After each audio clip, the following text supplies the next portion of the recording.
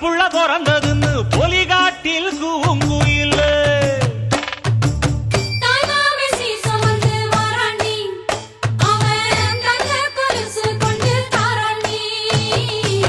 சீரு சுமந்த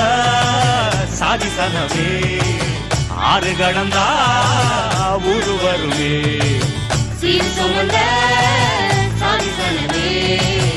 ஆறு கடந்தா ஊரு வருவே